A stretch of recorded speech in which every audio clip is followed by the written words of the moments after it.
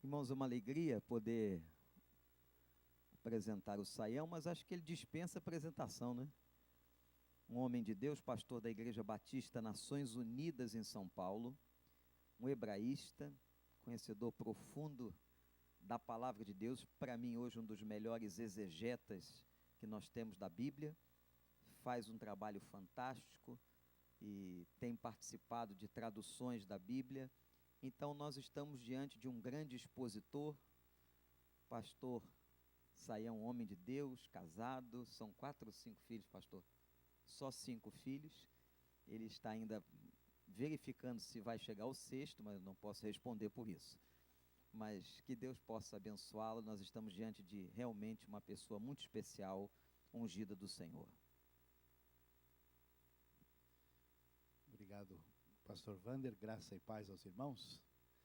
Prazer estar aqui hoje. Eu só vou pedir um pouco desculpas e paciência aos irmãos, porque na nossa correria nós estávamos com um grupo do Seminário do Sul fazendo um encontro especial ali em Dallas, e aí com as variações de temperatura a nossa garganta ficou em algum lugar aí que a gente está procurando ainda. Se os irmãos acharem, pode mandar por e-mail pelo menos, para ver se a gente consegue realinhar, mas graças a Deus pudemos aí estar com os irmãos para refletir sobre esse tema tão importante. Queremos, em nome do Seminário do Sul, dar palavras aí de saudação a todos e dizendo que nós estamos de portas abertas para servir os irmãos, tanto no curso de graduação, teologia e música, e também na área de pós-graduação. Muitas oportunidades novas estão surgindo. Temos uma parceria com a PIB do Recreio, que está funcionando também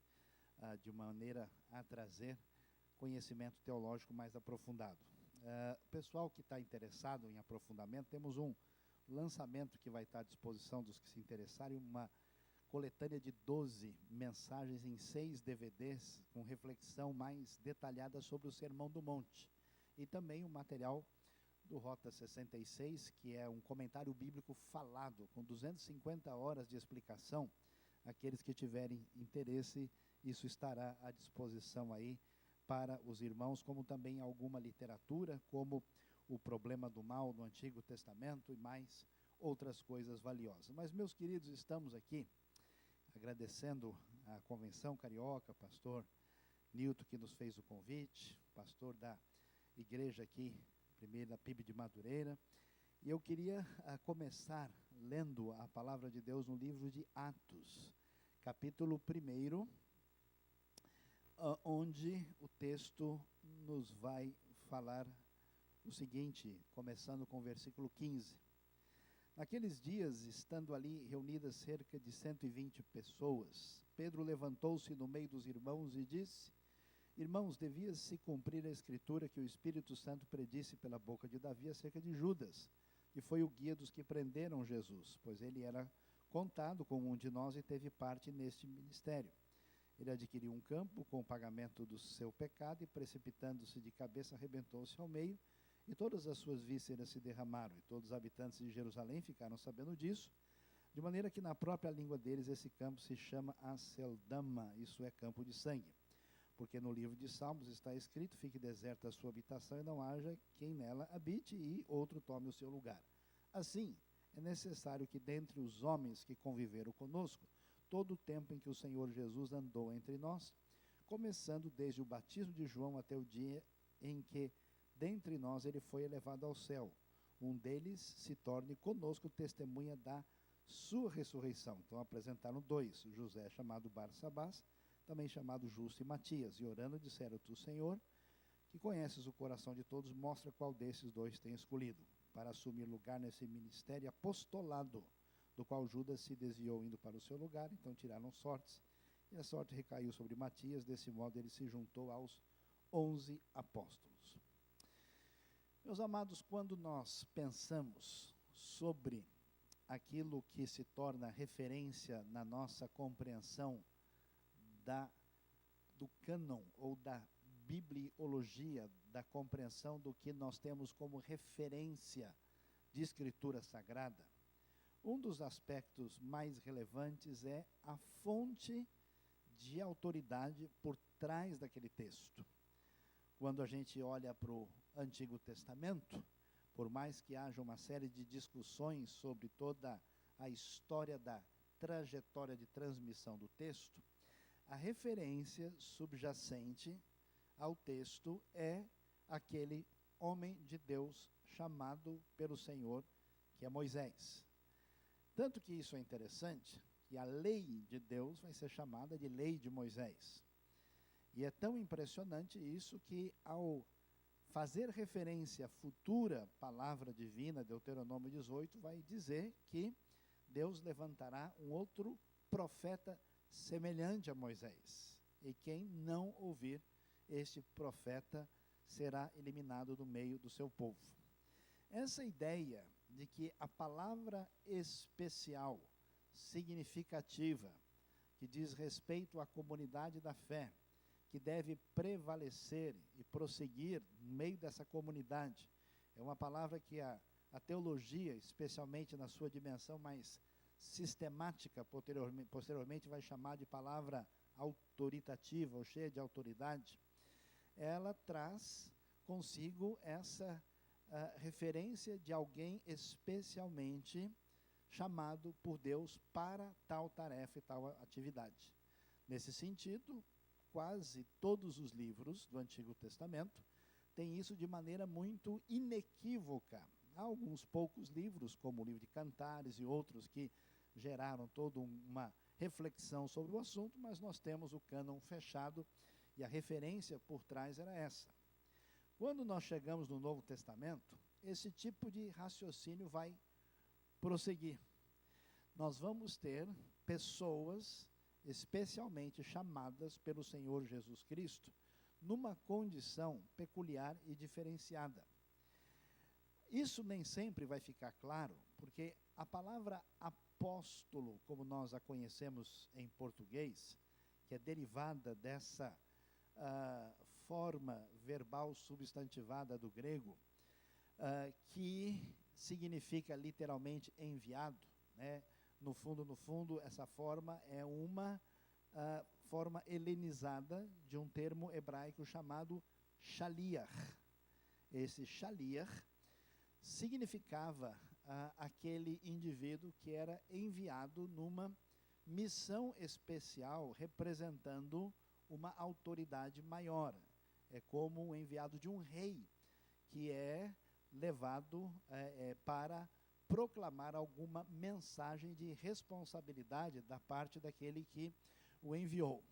Então, quando nós temos o Novo Testamento falando sobre essa terminologia, a terminologia vai ter, na verdade, dois usos distintos no Novo Testamento. E com tantas ocorrências dos termos, pelo menos em algumas delas, a gente vai ver que o uso do termo não é o uso que se faz com relação aos 12. Mas, na maioria das vezes, o uso que se faz do termo apóstolo no Novo Testamento claramente se refere aos 12 originais, e aí tem uma discussão que não vai fazer parte da nossa reflexão hoje, né? A pergunta, que até o capítulo da Teologia Sistemática do Wayne Grudem, que a Vida Nova publicou, discute isso com um detalhamento que me parece razoável e suficiente.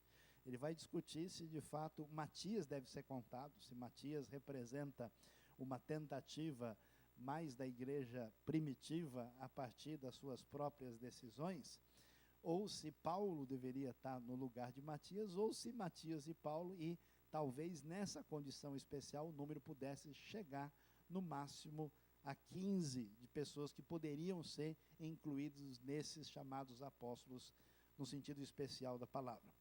E pensando sobre isso, o que é que a gente deve entender dessa terminologia específica no que diz respeito aos apóstolos no sentido daqueles que foram chamados por Jesus de maneira diferenciada? Em primeiro lugar, os apóstolos, esses discípulos iniciais, eles foram convocados diretamente por Jesus para essa tarefa. A gente pode ver lá em Mateus capítulo 10, os irmãos conhecem bem os textos dos evangelhos sinóticos, que os discípulos estando ali junto à beira do mar da Galileia, Jesus vai e faz a convocação, o chamado direto, dizendo inclusive para alguns que eles deveriam deixar de ser pescadores para se tornarem pescadores de homens, e são convocados para serem apóstolos. Essa questão é tão interessante que, sem entender isso, nós não entendemos a continuidade do Novo Testamento e não entendemos principalmente o grande drama do apóstolo Paulo. Porque o apóstolo Paulo, enfrentando, por incrível que pareça, uma luta contra uns pretensos superapóstolos, na segunda carta aos Coríntios, vai fazer uma defesa do seu chamado e do seu ministério diante de acusações indevidas. E quando Paulo vai argumentar, a discussão principal é como é que esse homem pode ser considerado um apóstolo. Será que ele é apóstolo mesmo? Ele nem conviveu com Jesus, então como é que fica essa questão?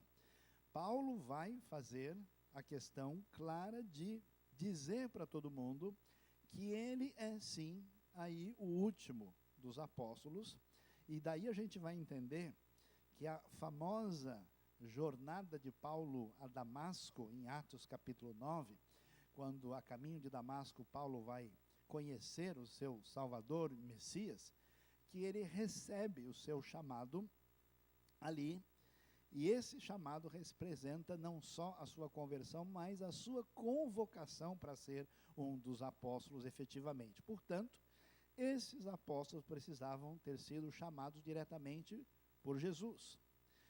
O texto que nós lemos é bastante significativo, porque com aquilo que acontece com Judas Iscariotes, nós vamos ver a comunidade dos apóstolos aqui numa situação difícil em relação a quem deveria ocupar o lugar de Judas. Mas o texto é significativamente elucidativo quando ele nos diz, no versículo 21, é necessário que dentre os homens que conviveram conosco todo o tempo em que o Senhor Jesus andou entre nós, começando desde o batismo de João até o dia que dentre nós ele foi elevado ao céu, um deles se torne conosco testemunha da sua ressurreição.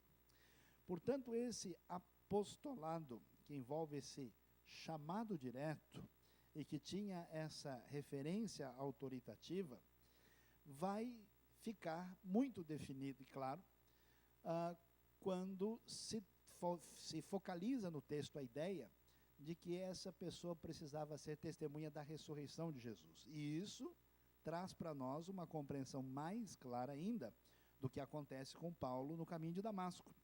Jesus não apareceu a Paulo numa espécie de visão etérea. Não. Ele apareceu pessoalmente, apareceu fisicamente. Não se trata de uma visão que Paulo tivesse tido como se num sonho. A razão porque ele pode, de fato, ser incluído entre os apóstolos e vai ter o seu ministério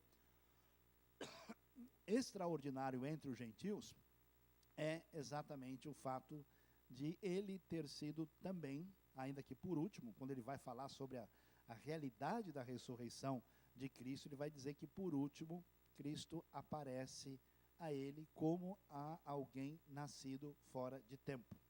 Então, diante disso, nós temos uma ideia muito nítida que a situação de um apóstolo nesse sentido é algo muito peculiar, exclusivo e que não tem referência de continuidade após a morte dos apóstolos.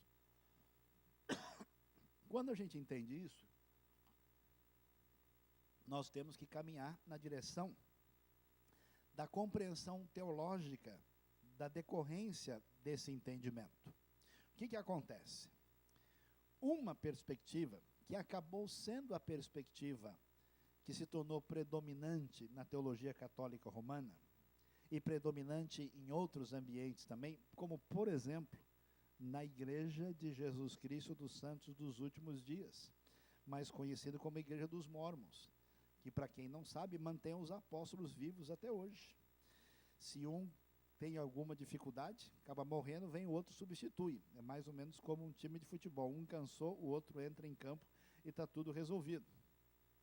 A ideia que acompanha o mormonismo é uma ideia de que a autoridade da parte de Deus, que vinha de maneira nítida na pessoa de Cristo Jesus, é tida como uma autoridade dinâmica que prossegue através de uma derivação e herança institucional. Por essa razão, no desenvolvimento da história no ambiente católico, a ideia fundamental é que a autoridade de Deus não estava exatamente na mensagem em si que foi dada, mas nas pessoas que receberam essa mensagem. E que essas pessoas, sendo referência da instituição sagrada, têm a condição de passar adiante o cajado dessa autoridade.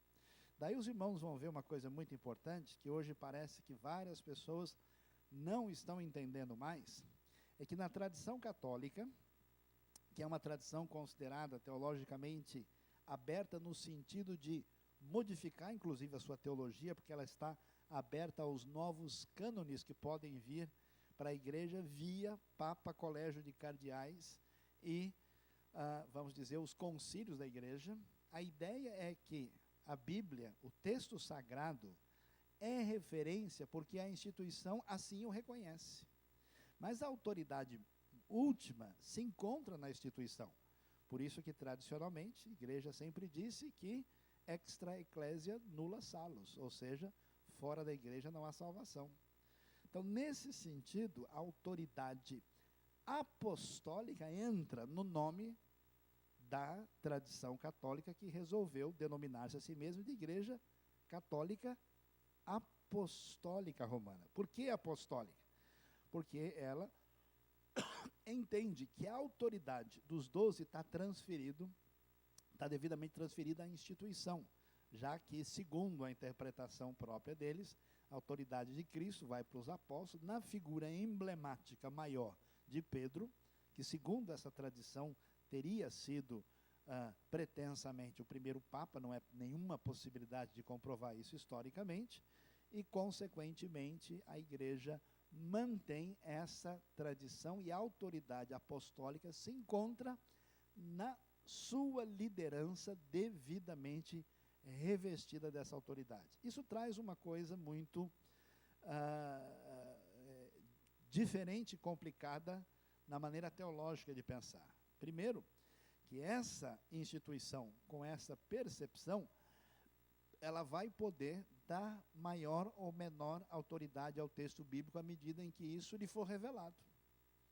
É interessante, por exemplo, observar que no Concílio de Trento, em 1546, os ditos livros deuterocanônicos foram oficialmente aprovados nos cânones católicos a partir de uma decisão. A maneira como a igreja enxerga a Bíblia, a relação com os outros, ela é derivada dessa perspectiva. Ao contrário, num jeito muito diferente de pensar, a tradição protestante, evangélica e, consequentemente, anabatista e batista, entendeu a coisa de maneira muito distinta dessa tradição católica que hoje tem a sua reverberação nos ambientes religiosos, particularmente de movimentos neopentecostais contemporâneos. A ideia qual que é? A ideia é que a autoridade da parte de Deus, da parte de Cristo, que é dada aos apóstolos, não traz nenhum mérito particular aos apóstolos. Os apóstolos são descritos como pessoas frágeis, como pessoas simples, como pessoas pecadoras. O próprio apóstolo Pedro negou o Senhor Jesus, né?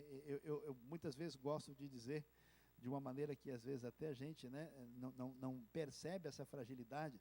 Jesus tinha só 12 apóstolos, gente simples, a maioria deles cheirando peixe, né?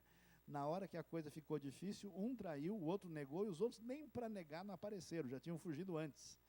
Já nem estavam por perto para evitar qualquer complicação. Esses discípulos, que tem um Tomé, que depois de tudo ainda duvida, com toda essa fragilidade, a autoridade que lhes é delegada não vem deles, mas vem da parte do próprio Deus. Por isso, a autoridade apostólica se manifesta não na instituição, não nas pessoas, mas no conteúdo da revelação que é dada a eles.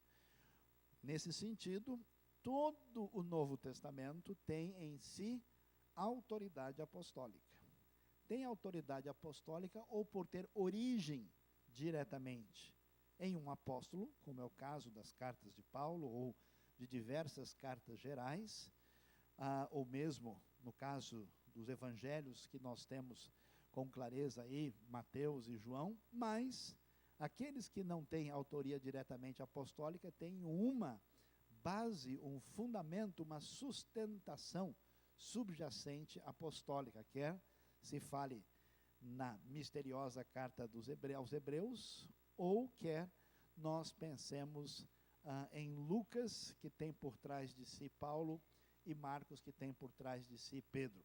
Em toda a discussão sobre a questão canônica que se dá posteriormente, a certeza é que ali estava contido o que é chamado de doutrina dos apóstolos. Portanto, o que se precisa entender nesse sentido? Que a autoridade dos apóstolos está na revelação que veio da parte de Deus da parte de Deus para eles.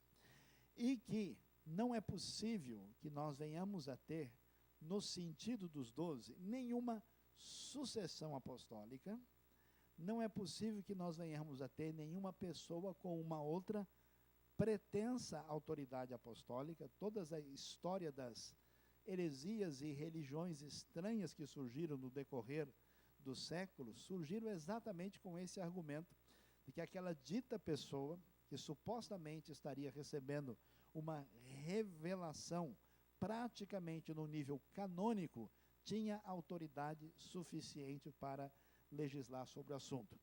Uma coisa estranha que aconteceu com uma comunidade de origem pentecostal no Brasil, que foi chamada a Igreja da Santa Vó Rosa.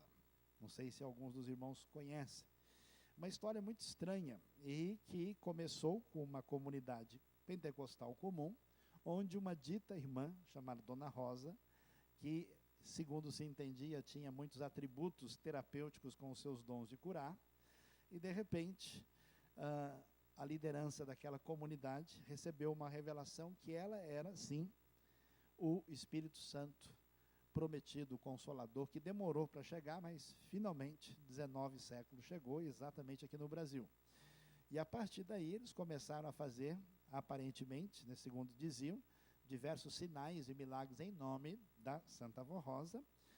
Ela faleceu, foi considerada a promessa do Consolador, e o seu líder, chamado Bispo Eurico Matos Coutinho, escreveu um livro chamado O Evangelho do Reino dos Céus, que é mais ou menos um complemento do Novo Testamento que estava faltando e que os irmãos perderam a oportunidade de usar.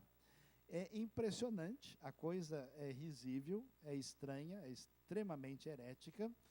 De vez em quando ainda é possível ouvir algumas transmissões radiofônicas do grupo que encontra adeptos em várias partes do país, mas o raciocínio é esse que levou o dito bispo a escrever um livro que tem pretensões canônicas, já que se apresenta como revelação divina. Então, nesse sentido, o que é ser uma igreja apostólica? Uma igreja apostólica, no sentido correto de uma perspectiva de alguém que está alinhado com a visão evangélica e batista e bíblica da realidade, ser apostólico significa ser fiel à doutrina dos apóstolos, porque tudo que os apóstolos tinham da parte de Deus para nos trazer no sentido autoritativo foi nos dado aqui. No entanto, é necessário prestar atenção que alguns textos da Bíblia podem, talvez, confundir algumas pessoas que venham a ler esses textos apressadamente. Um deles, por exemplo, é o livro de Atos, capítulo 14, versículo 14, um texto que vai mencionar aquilo que acontece na primeira viagem missionária, quando Paulo e Barnabé vão para a região lá da Galácia, da região da língua licaônica, em Icônio, Listra e Derbe. Quando eles chegam na região, o versículo 14 vai dizer o seguinte: quando os apóstolos Barnabé e Paulo ouviram isso, rasgaram suas roupas e puseram-se no meio da multidão, gritando: homens, por que estáis fazendo isso? Então, o que é interessante é que Barnabé, que não está contado entre os 12, aparece aqui em Atos, e ele é chamado de apóstolo. Quando olhamos a carta de Paulo aos Romanos, os irmãos podem abrir comigo lá, no capítulo de número 16, na parte final, quando Paulo está mandando as suas saudações. Nós vamos ver no versículo 7 de Atos, Romanos capítulo 16, diz o texto: cumprimentai Andrônico e Júnias, meus parentes e companheiros de prisão, os quais se destacam entre os apóstolos e estavam em Cristo antes de mim. O que é importante prestar atenção? E que talvez isso possa ser motivo de confusão para algumas pessoas. Embora a palavra apóstolo no Novo Testamento seja majoritariamente usada no sentido de fazer referência aos 12, ao próprio colégio do apostolado daqueles que tinham sido chamados por Jesus, a palavra também é usada em outro sentido. E é interessante prestar atenção a isso, porque não é novidade do ponto de vista linguístico. Você vê, por exemplo, a palavra ângelo, né? A palavra angelos, do original grego, traduz um conceito que também existe no hebraico. A palavra, às vezes, significa um simples mensageiro, que vai levar uma palavra de alguém para outrem.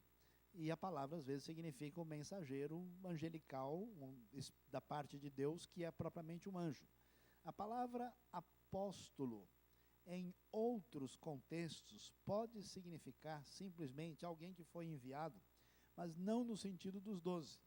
É interessante observar que Barnabé, que acompanha Paulo na primeira viagem missionária, aqui que acontece entre os anos 46 e 48, e vai chegar aí na região da Galácia, ele é uma espécie de missionário pioneiro.